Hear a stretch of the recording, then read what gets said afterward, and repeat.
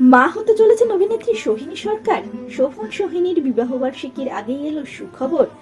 মা বাবা হিসেবে নতুন অধ্যায় শুরু করতে চলেছেন এই তারকা জুটি। আপনাদের সবাইকে স্বাগত সিনে গসিপে। আসন্ন জুলাই মাসেই বিয়ের 2 বছর পূর্ণ হবে শোভন আর সোহিনী। তার আগেই এলো সুখবর। 2024 সালের জুলাই মাসে শোভন আর সোহিনী সাতপাকে বাঁধা পড়েন। বিয়ের 2 বছরের মাথায় সুখবর এলো। তবে এই তারকা দম্পতি নিজেদের এই সুখবর নিয়ে কিছুই বলেননি। টলিপাড়ার অন্দরমহলের কানাফুসো।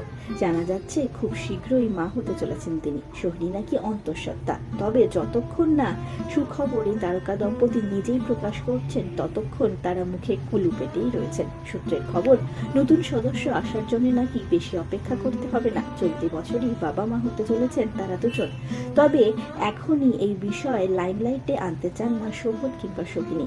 তাই আপাতত শোভন সোহিনীর এই সুখবর ঘোষণার অপেক্ষায় তার বন্ধুমহল। সূত্র বলছে এই মুহূর্তে মা হওয়ার দিকে বেশ কয়েক ধাপ এগিয়ে গিয়েছেন অভিনেত্রী। সিনেপাড়ার নানান অনুষ্ঠান প্রিমিয়ারে বর্তমানে দেখা যাচ্ছে না সোহিনী সরকারকে। তারপর থেকেই গুঞ্জন শুরু হয়েছে। সাম্প্রতিক নিজের ছবি ফেরার প্রিমিয়ারেও অনুপস্থিত ছিলেন সোহিনী।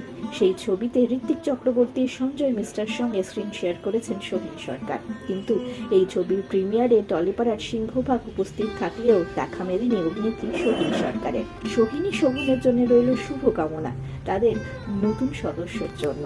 এবার অপেক্ষা কবে এই তারকা দম্পতি অফিসিয়ালি অ্যানাউন্স করেন তাদের এই সুখবরে। আমরা হলাম সিনে গসিপ।